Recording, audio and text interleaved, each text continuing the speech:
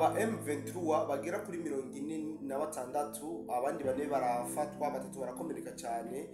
Nivyo vyashoboye kuranga imigwano yabereye ku munsi w'ejo muri territoire ya Masisi. Turaza gusimbira muri Masisi tubabwire ivy'abagwanyi bakomeza gufatwa ukwiye ko bwije ndetse n'ingene imigwano yifashe muri rusange.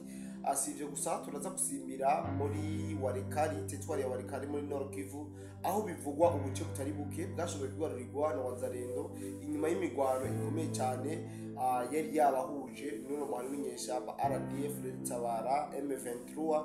Ibi byose turaje tuyibabwire muri ano makuru. Muri Rucuru naho hari byinshi kurahavugwa. Muri Rucuru hari amakuru tuza gusesangura mu buryo bwiramvuye, tubabwire ingene Wazalendo nyene yashoboye gufata agace gakomeye ngaha muri Kicanga. Navyo turaje mbere muri Kicanga hafashe ubuce bugera kuri bune. Ivyo twaje tubiyage umwana makuru yacu y'uno munsi no gusaba dukurikiranye kubanza kumekinga sho kumaze gukora subscribe kugira ngo ibiganiro byacu n'amakuru yacu bigushikeho atabwo wacerewe. Rero je mugikubana niko Dide Black, ariko imbere ko tangura ikiganiro cyacu manze ndamutse cyane badukurikirana aho baherereye hose, by'umwihariko abumva runo rurimi rw'ikirundi, ndavuga abari mu Rwanda, Tanzania, Kenya, Uganda, Mozambique, South Africa, Zambia n'ahandi himerereye muri Afrika. Tutibagiye abari Burayi, Aziya, Amerika, eka mu mpande zine z'isi tubaramutse tubaye n'ikaze ndetse tunabifurize na dimanche nziza cyangwa umunsi w'Imana mwiza. Nizere yuko mukomeza kumererwa neza aho muherereye hose. Yeseka duhere ngaha muri Masisi ariho ariko aravugwa abasikare bagera kuri 46, abandi bane barafatwa miri, batatu barakomereka. Abikirwa ni mu migwano yahuje zino nyeshamba z'igihugu cy'u Rwanda na Wazalendo, aho Wazalendo ariyo yashoboye kugaba ibitero ahasanzwe hari ama defense ya M23 ngaha muri Masisi, neza na neza mu gace bitwa Mweso. Amakuru dufise, amakuru atangaza na societe civile, nuko inyeshamba zigera kuri 46 zashoboye guca zihasiga ubuzima mu maguru masha. Ibinda kubwiye yuko ubumenya yuko mafise n'amafoto ku muntu aba yakeneye adusanga inbox hama tukamuha amafoto y'ingene zino nyeshamba zashoboye kugaraguzwa gati ngaha muri Masisi. Abandi bane barashoboye guca bafatwa miri mu buryo bweruye, abandi bagera kuri batatu nabo barakomereka cyane, ariko abo bakomeretse Wazalendo yahise ibihutishiriza kubajana kubavuza kugira ngo bazoze kubazo byinshi amagara yabo akomeye.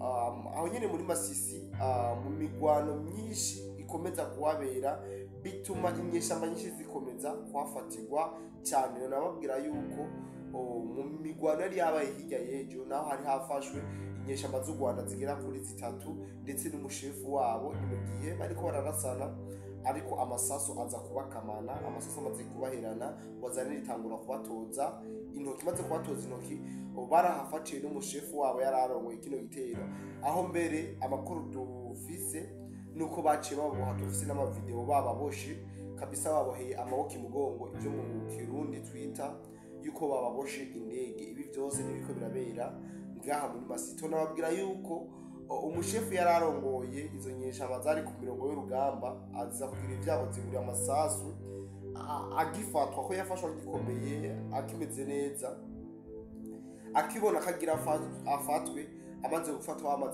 basanze yamaze kwisoba kubera ubwoba. Ibi iyi foto yose ndayifise ku bantu bayikeneye, murashobora gutangira kuri none mubona ngaha, hama tukababwira byinshi ndetse tukabaha n'amafoto y'ababa baguye ku mirongo y'urugamba na rijya. Mubona yuko ari benshi cyane bakomeza kugwa ngaha ku mirongo y'urugamba. Abantu benshi bakomeza kutubwira ati kubera ikizino nyeshamba ngaha muri Masisi bazica cyane, zikababara pe zikababazwa, mugabo tukumva zahagumye ariho ziri.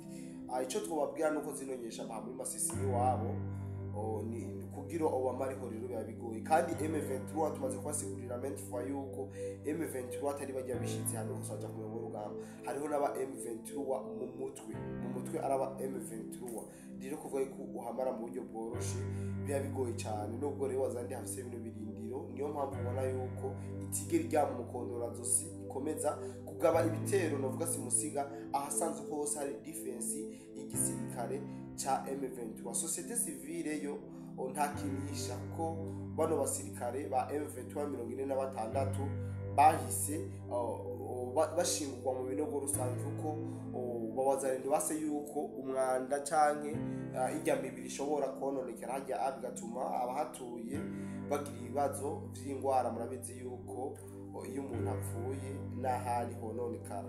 Rero societe civile yahise itangaza yuko Croix Rouge yaciko ikorwa cyayo kugira ngo ishobore gufata iyo mirambo iyishingure mu binogo rusange, mu gihe izi nyeshamba za M23 zo zari zirutse ziva ngaha muri Mweso zirareka kuza gutora ino mirambo yabo, vyatumye Croix Rouge ikora ikorwa cyayo kugira ngo ishobore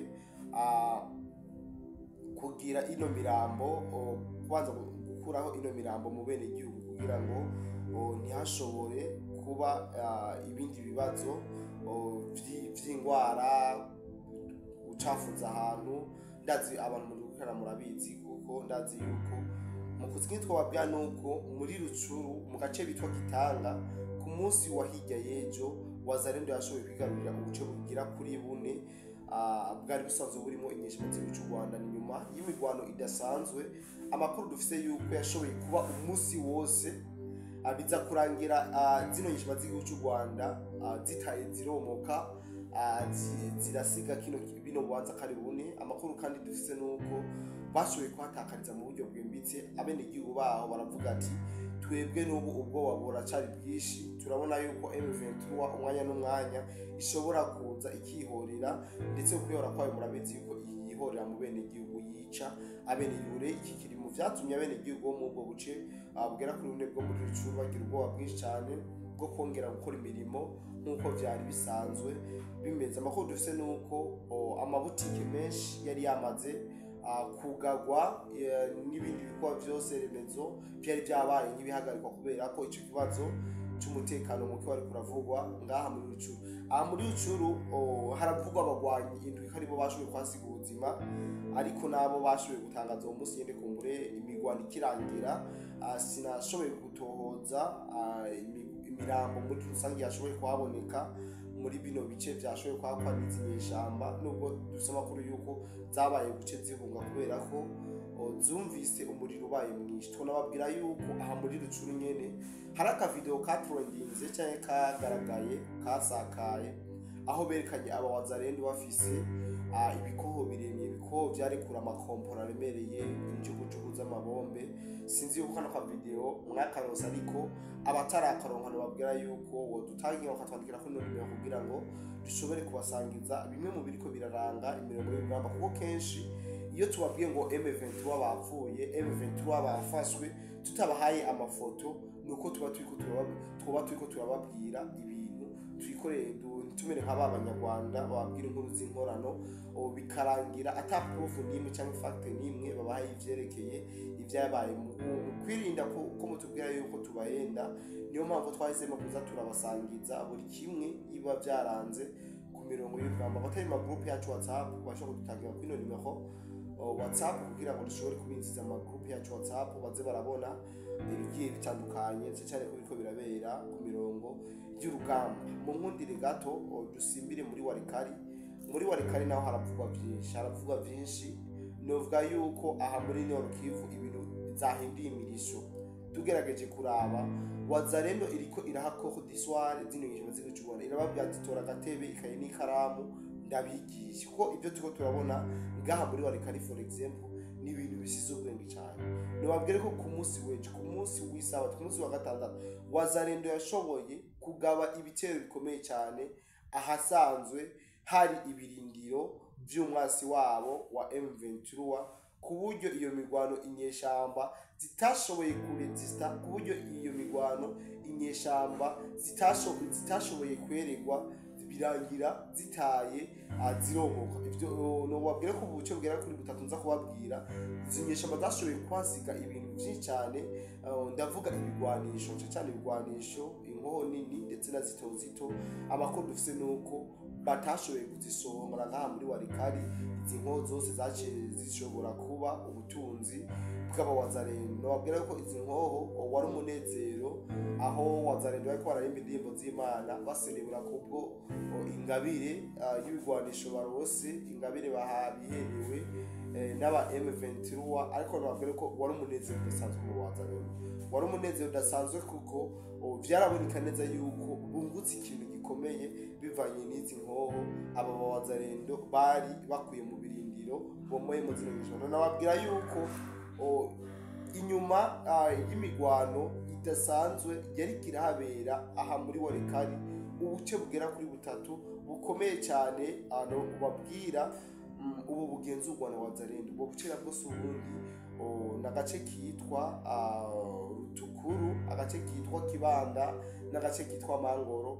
Ubu buri sous contrôle na wazarendo ibice 100% bidasubirwamo. Inyeshamba nyinshi zashoboye guca zinaburira ubuzima muri ino migwano, ariko tunababwira yuko amakuru dufise novuga yuko ababaje ku ruhande rwa wazarendo nuko wazarendo hashoboye gukomereka mu wazarendo umwe, kandi cyane abandi babiri nabo barasiga ubuzima muri iyo migwano yo kugira ngo bashobore kubohora cyangwa kwigaruriza buno buce butatu harimwo Rutukuru, Kibanda n'agace kitwa Mangogo. Ivyo bice babwira yuko ubu buri sous contrôle à 100% n'abo wazarendo cyangwa n'aba patriote b'igihugu ca Kongo. Hariho ayandi makuru ava ngaho nyene muri Walikale no muri Masisi. N'ubutumwa narungikiwe n'usanzwe aba mu ivyo bice, aho yatandika tubwira ati Masisi Walikale abahungu benshi bariko barahunga ahitwa muri Karembe wumve umuhungu umugabo wese ariko arahunga hasi hejuru, kubera ko ubwoba bw'itegeko ryafashwe na M23 risaba aba bajene kuja mu gisirikare ku nguvu canke bakaza barabatwaza amasasu mu gihe bari mu gihe cy'imigwano. Yandika avuga ati umwuka mubi wuzuye mu banyagihugu muri Karembe, kuko ngo mu miseze abagwanyi ba M23 baratangaje igikorwa cyo kumenya no gukusanya ugwaruka mu bisagara vya Karembe, Kalonge, Binja na Ihura. Ubu buce kari butatu harabaye inama y'aba M23 aho mu gace nka Kalonge, Binja, Ihura, Karembe bakoze inama rukokoma, inama idasanzwe aho bavuga cyangwa guhimiriza abajene kuza kwifatanya n'umuhari w'inyeshamba za M23 mu mirongo y'urugamba, nk'uko umwe mu bayobozi b'amakomine ngaho nyene abivuga. Avuga yuko abasore bashobora gukoreshwa nk'ingabo z'ubumanuko bagatwara amasasu hamwe n'ibifungurwa vya gisirikare ahitwa Nyarushamba, Kivuye na Meti. Murumva buno buce abantu bajene bagomba kuza baratanga mu bufasha. Batanze Kivuye, Meti, batanze Kivuye, Meti hamwe na Nyarushamba.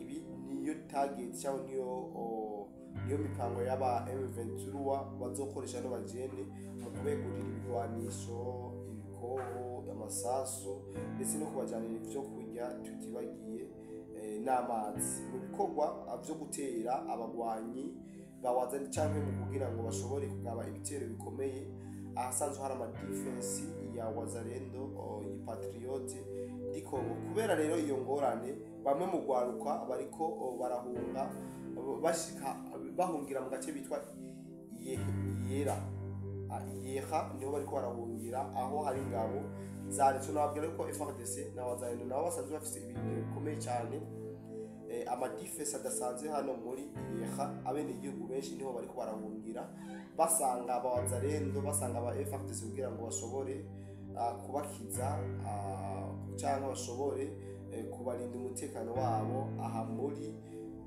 aba bariko barahunga muri ubuce. Nababwiye yuko M23 igomba kubagira nk'ibikoresho ibihuha bijanye n'iterambere ry'abagwanyi batwigwaneho mu misozi miremire n'ibinyoma.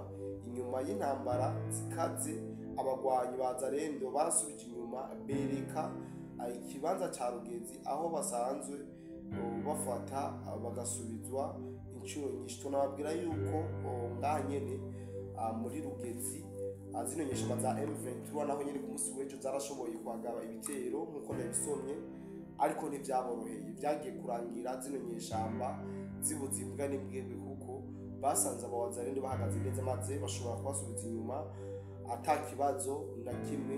Cyane babwira yuko aha muri Masisi ahantu ngaha muri Walikari ibintu byifashe uko nyene mu bijanye n'imirongo y'urugamba, ariko twiriwe ngaha tsunyuma muri Masisi nuko hari umukapitene cyangwa umushefu mu ngabo z'u Rwanda ari ku izina rya Jean Pierre Uwineza, yafashwe ari muzima mu migwano yari kirahabera, nawe ari mu bashoboye gufatirwa hamwe n'izindi nkozi z'ikibi za Kagame zari zije guhungabanya umutekano w'abenegihugu, ndavuga mu buseruko bwa Kongo. Amakuru dufise kuri uno munsi nuko tubabwira yuko uko ariko byifashe, ariko tutibagira kubabwira yuko muri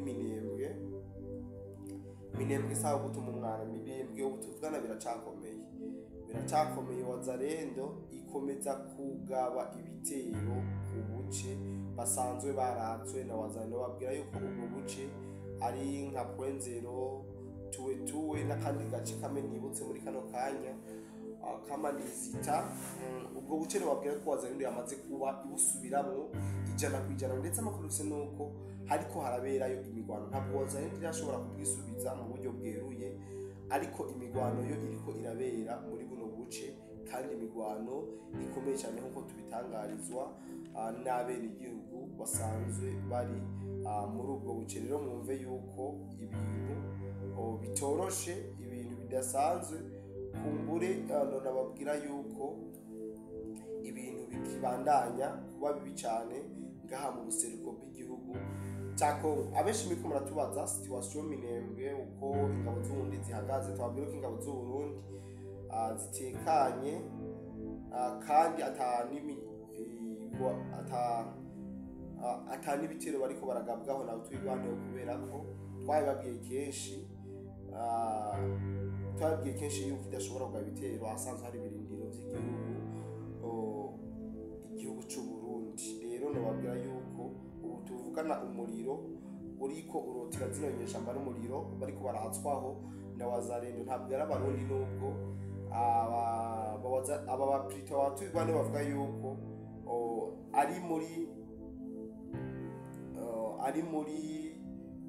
ari abarundi bashira profile imbere, bashira aba Wazarendo imbere, ari abarundi bafata bagashira utumayimayi imbere, ataribo baza mu nyuma kugira ngo bashobore gukora operation. Ndetse banagiriza igihugu cy'u Burundi cyangwa FDNB kwama bagaba ibitero bakigarurira ibice bikomakomeye, maze bikarangira ihasize aba Wazarendo, mu gihe abo barundi baba bakoze ama operation kugira ngo bishobore kwigarurira ubuce bugiye butandukanye. Ikintu babya nuko mu gace kitwa Kibandamana no mu gace bita Rubibe ibice bikomeye cyane navyo vyigarurira Wazarendo. Tunababwira yuko habaye imigwano idasanzwe ngaha muri Kibandamana ndetse na Rubibe. Ni n'ubuce izino nyeshamba zasa n'izijajaye ko zari zihamaze igihe kitari gito, ariko ubu tuvugana ku munsi w'ejo mu masaha y'umugoroba niho zino nyeshamba zashoboye gusohorwa muri buno buce. Nk'uko abarundi mu bivuga, zino nyeshamba zatashe nk'izivuye kuragirira inarume, kuko makuru dufise nuko bivanye n'imigwano itego ariko irahabera, zino nyeshamba zashoboye naho guhunga ataco zihunganye. Ibyo zari zifise byose bicika ibyo Wazarendo. Muri make amakuru twabateguriye nayo nizere ko tubera guhura mu yandi makuru yacu, ariko reka manze sabe abadukurikirana mwese banze making sure ko subscribe, muje muri commentaire ikibazo cyiza cyane kugira ngo ushobore gushiramo icifuzo interano yawe, hama tubandanye tuba benshi, ndetse tunagure n'umuryango wawo munini, umuryango wa BF Plus, umuryango wa Wezo TV, umuryango wa BF, kugira ngo tubandanye dukora n'ubuvu nyinshi, kugira ngo tubandanye tubavyishama. Hari abantu benshi biyemeje kuduterera mu bijanye n'iho byo kugura ibijanye na connection. Twabwira yuko abatari mu groupe zirahari kugira ngo tubashiremo, maze mushobore gushitsa ibyo muri ko muratwemerera, kandi murabizi yuko muri abantu bacu turanabakunda cyane. Ku bantu rero bafise uwo mutima bashobora kudutaginga maze tukabashyira amagroupe hamwe n'abandi kugira ngo bizokunde tubashe kuza turafashanya mu bigiye bitandukanye. Je mari kumwe kuri micro Nicody the Black, nizera yuko mukomeze mu munsi w'Imana mwiza, ibikorwa vyiza, amahoro menshi, amahoro n'amafaranga mu miryango yanyu. Ivyo ndabifurije kuguma birangwa aho mutuye